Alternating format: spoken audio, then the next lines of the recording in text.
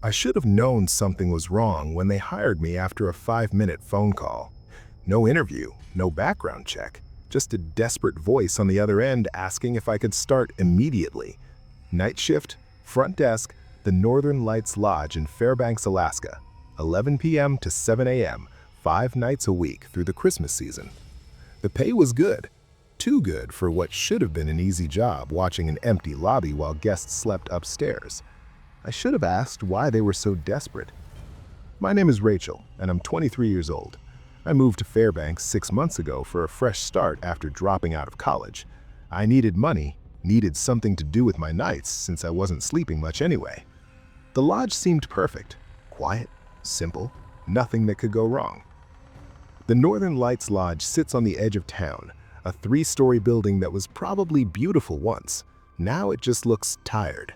Faded red paint, Christmas lights strung across the front that blink unevenly, a wooden sign out front with a carved elk that's missing an antler.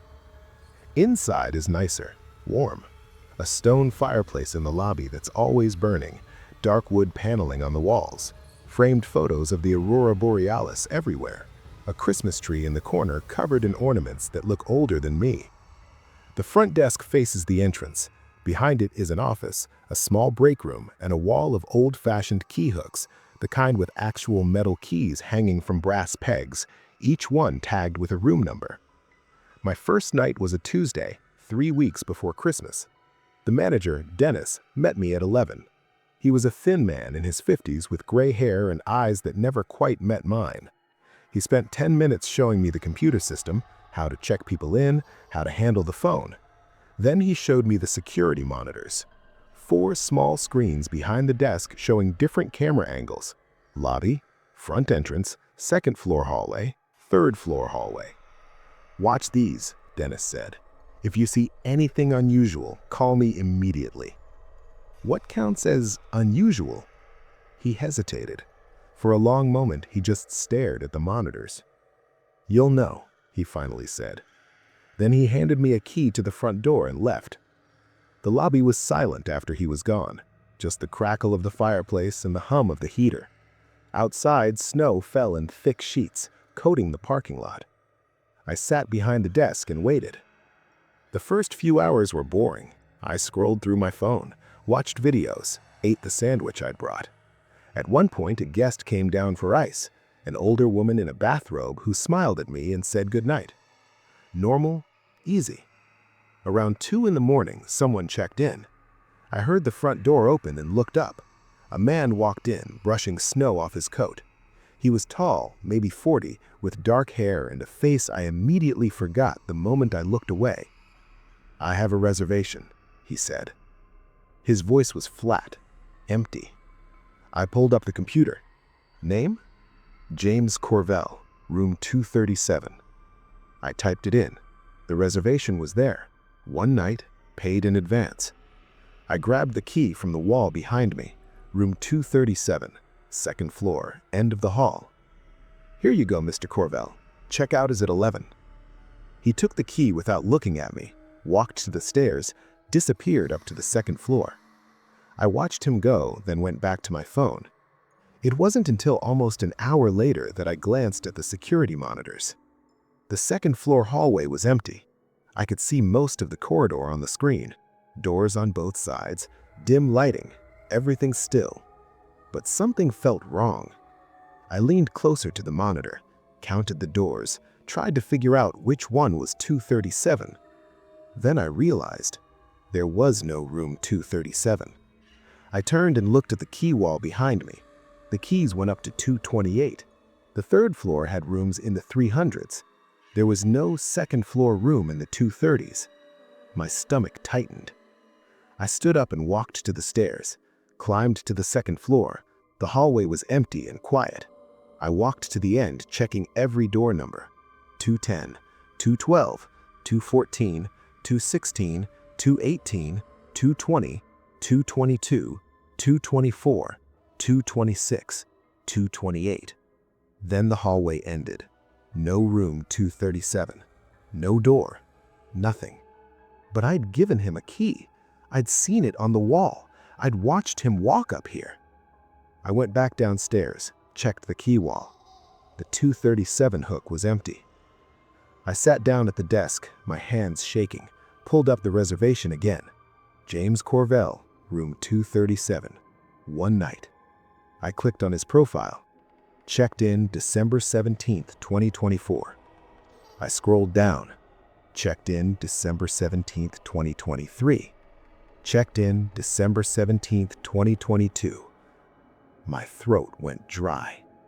I kept scrolling. Every year, same name, same room, same date. December 17th, 1984. December 17th, 1994. December 17th, 1987. The oldest entry was December 17th, 1984. 40 years of reservations, same name, same room, same date. I clicked on the earliest entry. A note popped up. Guest requested room 237 specifically. Informed guest room does not exist. Guest insist. Manager approved. If this story is already making you uncomfortable, you're not alone. Leave a like so I know you're still here, and let's keep going. I stared at the screen. My heart was pounding so hard that I could feel it in my throat. I looked at the security monitors. The second-floor hallway was still empty. I could see most of the corridor on the screen. Doors on both sides, dim lighting, everything still. But something felt wrong. I leaned closer to the monitor, counted the doors, tried to figure out which one was 237. Then I realized there was a shadow on the wall. Just a dark shape, like someone standing just out of frame. I watched it. It didn't move. I sat there for maybe 10 minutes, frozen, staring at that shadow. Then my phone rang. I jumped so hard I nearly knocked over my coffee. The front desk phone, the old landline with the coiled cord. I picked it up. Northern Lights Lodge, this is Rachel. Silence. Then breathing, slow, steady. Hello? I said. The breathing continued for 5 more seconds. Then a voice, flat, empty. I'd like to extend my stay. My blood went cold. What room are you in? I asked. 237. I hung up. My hands were shaking so badly I could barely grip the phone. I looked at the monitors again. The shadow was gone, but now there was something in the lobby camera. I turned around slowly. The lobby was empty. I looked back at the screen. On the monitor, I could see myself sitting at the desk, could see the fireplace, the Christmas tree. And standing in the corner, barely visible in the shadows, near the front desk, was a man. Just standing there, facing the desk, facing me. I spun around again. Nothing. The corner was empty. I looked back at the monitor. He was still there on the screen, closer now, right behind the Christmas tree. I couldn't breathe. I grabbed my phone, called Dennis. It rang 4 times before he answered, his voice thick with sleep. What's wrong? There's someone in the lobby. I can see him on the camera, but he's not actually here. And someone checked into room 237, but that room doesn't exist. Get out, Dennis said. His voice was suddenly sharp, awake. What? Get out of the building right now. Go to your car. I'm calling the police. But now, Rachel. I stood up, grabbed my coat and keys, started toward the front door. That's when I heard the footsteps on the stairs. Slow, deliberate, coming down from the second floor. I ran, burst through the front door into the snow, ran to my car, got in, locked the doors. I sat there, engine running, heater blasting, staring at the lodge. The Christmas lights blinked, red, green, gold. Through the front windows, I could see the lobby, empty, the fire still burning, everything normal. Then a shape moved past the window, walking through the lobby, toward the front desk. The man, James Corvell. He stopped at the desk, looked down at something. Then he turned and looked directly at my car, directly at me. As you're listening to this, tell me in the comments, what would you have done in that situation? I couldn't see his face, too far away, too dark, but I felt his eyes on me. He stood there for a long time, not moving, just watching me. Then he turned and walked back toward the stairs, disappeared. Dennis arrived 20 minutes later, 2 police officers with him. They searched the entire building, every room, every closet, every hallway. They found nothing. No guest in any room, no forced entry, no signs of anyone being there. The reservation for James Corvell was still in the system, but Dennis said he hadn't checked anyone in tonight, said the system must have glitched. The police asked if I'd been drinking, if I was on any medication, if I had a history of seeing things. I told them no. They said I should go home, get some rest. Dennis offered to let me quit, said he'd understand, said most people don't last more than a week on night shift.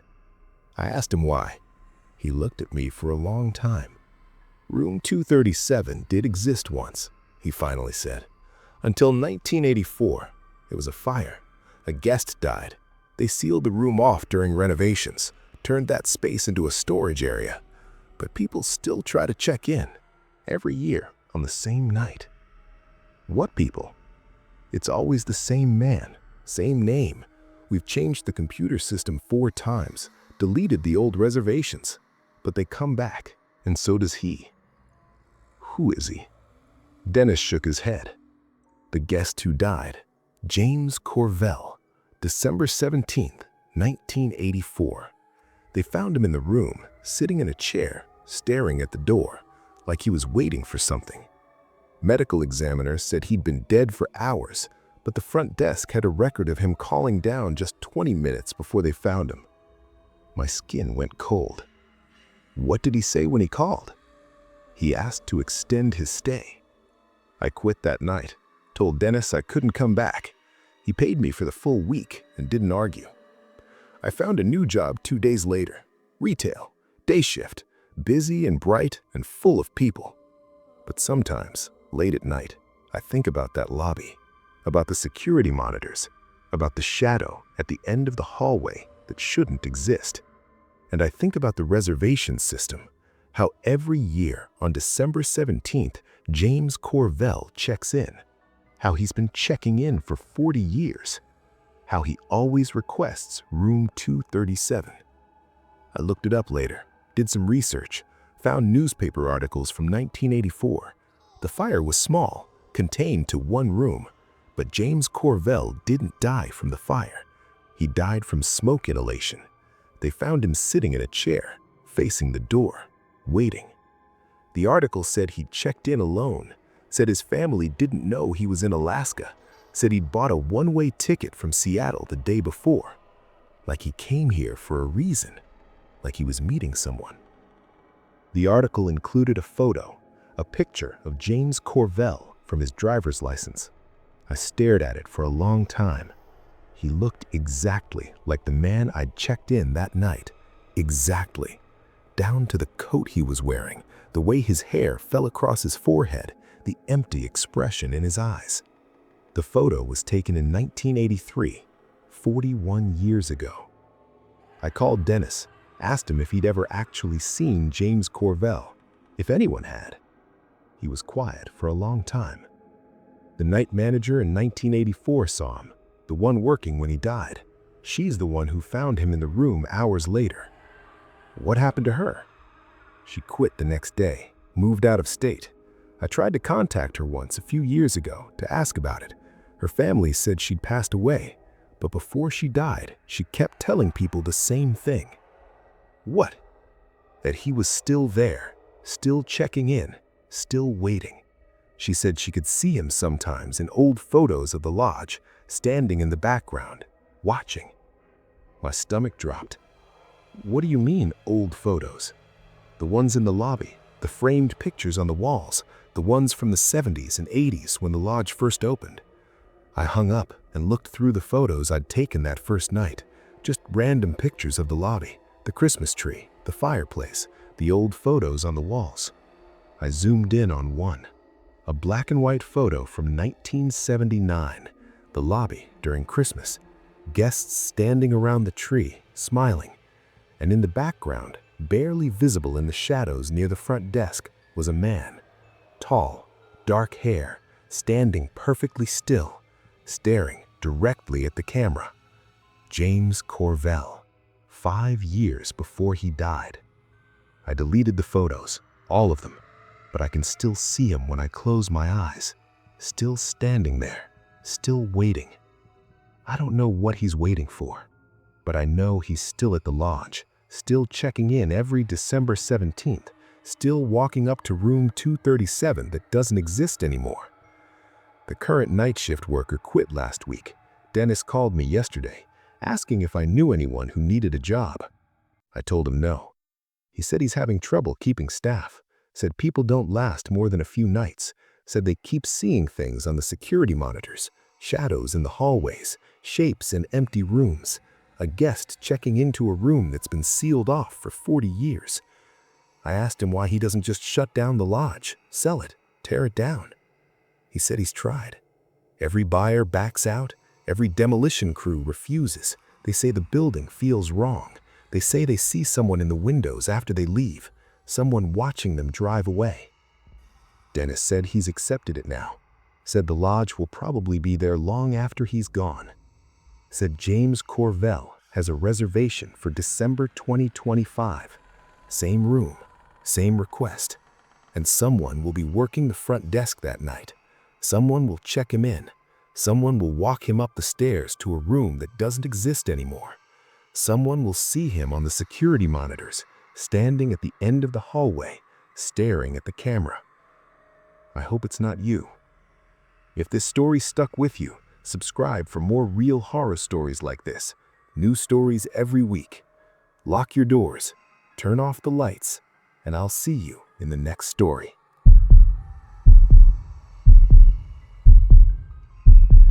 I counted the doors 3 times before I accepted what I was seeing. The listing said 2 bedrooms. I checked it again on my phone, standing in the narrow hallway of the cabin, staring at 3 closed doors. Master bedroom, guest bedroom, and a 3rd door at the end of the hall that shouldn't exist. My name is Marcus, and I'm 31 years old. I came to Alaska to spend Christmas alone. No family obligations, no awkward conversations about why I'm still single or why I left my job in Seattle. Just me, a remote cabin near Denali, and 2 weeks of silence. The cabin was perfect in the photos, small but cozy.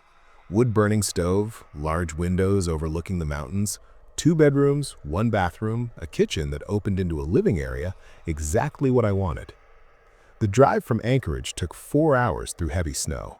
By the time I arrived, it was almost dark. The cabin sat at the end of a long gravel road surrounded by pine trees weighted down with ice. No other houses visible, no tire tracks except mine. Isolation? Peace.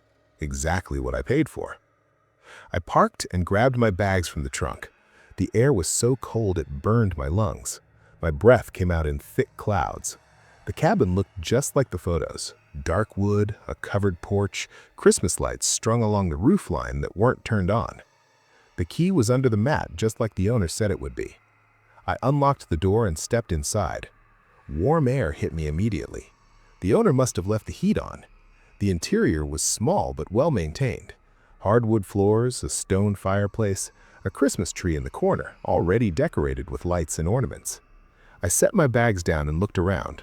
Living room, kitchen, bathroom, everything matched the listing. Then I walked down the hallway to check out the bedrooms. That's when I counted 3 doors. I stood there, bags still in my hands, staring down the hallway.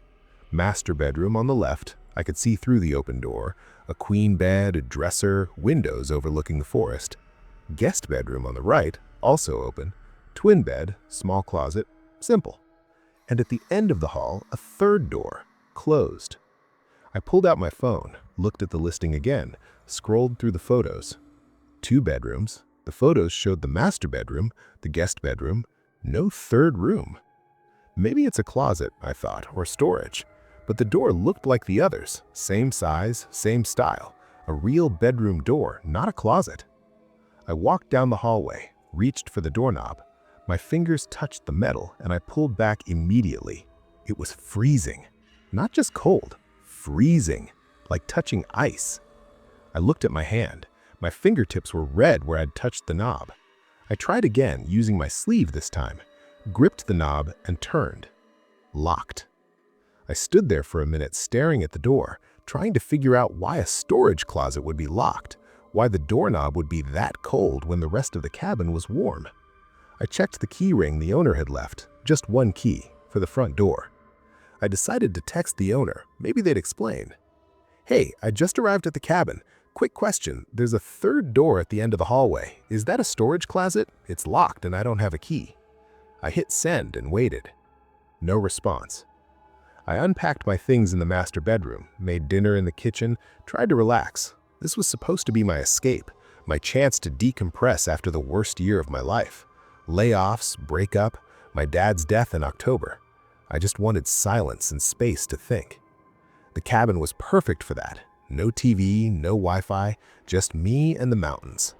I ate dinner by the fireplace and watched the snow fall outside the windows. By 9 o'clock, I was exhausted. I headed to the bedroom, walking past the third door without looking at it. But I felt it. Cold air seemed to radiate from that door. Not a draft, just coldness, like standing next to an open freezer. I went to bed and tried not to think about it. I woke up at 3 in the morning. The cabin was silent, dark. I lay there for a moment, trying to figure out what woke me. Then I heard it. A sound from the hallway. Not loud, just a soft creak, like a floorboard settling under weight. I sat up, listened. Another creak, closer to my bedroom door. My heart started pounding. I grabbed my phone from the nightstand and turned on the flashlight. The bedroom door was open. I'd closed it before bed. I was sure of it. I shined the light into the hallway. Empty. But the third door at the end of the hall was different. Frost covered the outside of it now. Ice crystals spreading across the wood like veins. I could see my breath fogging in the air, even though the cabin should have been warm. I got out of bed. Every instinct told me to stay put, lock the door, wait until morning. But I needed to know. I walked down the hallway. Each step felt too loud. The temperature dropped the closer I got to that door. When I reached it, I could see the frost clearly. Patterns of ice spreading across the wood. The doorknob was coated in a thin layer of ice. I reached out, using my sleeve again. The door wasn't locked anymore. It swung open easily. Cold air rushed out, so intense it felt like stepping into a freezer. I shined my phone light into the room. It was a bedroom, same size as the others, but completely different. The walls were covered in faded floral wallpaper. The carpet was old, worn thin in places. A single bed sat against the far wall, covered with a dusty quilt. And everywhere were Christmas decorations. A small tree in the corner, dried out and brown, still covered with ornaments. Garland hanging from the ceiling, brittle and colorless. Stockings on the wall, names written in faded marker. Sarah, Michael, Emma. A calendar hung next to the bed. December 1987. But what made my blood freeze was the chair. A wooden chair sat in the middle of the room, facing the door, facing me, like someone had been sitting there, waiting. If this story is already making you uncomfortable, you're not alone. Leave a like so I know you're still here, and let's keep going. I stood in the doorway, my phone light shaking in my hand. The room felt wrong, not just old or abandoned, wrong, like the air itself was sick. I stepped inside. The temperature dropped even further. I could feel ice forming in my hair, on my eyelashes. I moved toward the chair. There was something on the seat. A photograph. I picked it up with trembling fingers. A family. A man, a woman, 2 children, standing in front of this cabin, smiling. The photo was dated December 1987. I turned it over. Written on the back in shaky handwriting, "Our last Christmas." My stomach dropped. I looked around the room again, at the decorations, the calendar frozen on December 1987, the chair facing the door. Someone had been in this room. Someone had decorated for Christmas. Someone had sat in that chair. And then something happened. I backed toward the door. I needed to leave, needed to get out of this room. That's when I saw the scratches on the inside of the door. Deep gouges in the wood, dozens of them, like someone had been clawing at it, trying to get out. I ran, back down the hallway, grabbed my coat and keys and ran out the front door into the snow, got in my car, started the engine. I looked back at the cabin. Every light was on now, every room blazing with light. And in the window of the third bedroom, the one that shouldn't exist, I saw them. A woman and two small children standing at the window, staring out at me. They weren't moving, just standing there, watching. As you're listening to this, tell me in the comments, what would you have done in that situation? I drove away, didn't stop until I reached Anchorage 6 hours later. I tried to call the owner the next day. The number was disconnected. I looked up the property records online. The cabin had been owned by the Chen family. After their deaths, it went into foreclosure. It changed hands 7 times in the next 30 years. No one ever stayed long. There were reviews online that I hadn't seen before, buried deep in old forums and travel sites. Strange noises at night. One of the bedrooms is always freezing. I heard children's voices. There's a room that isn't listed in the photos. Everyone mentioned the third door. Some people never saw it. Others did. Those who opened it never left reviews after that. Just 1-star ratings with no explanation.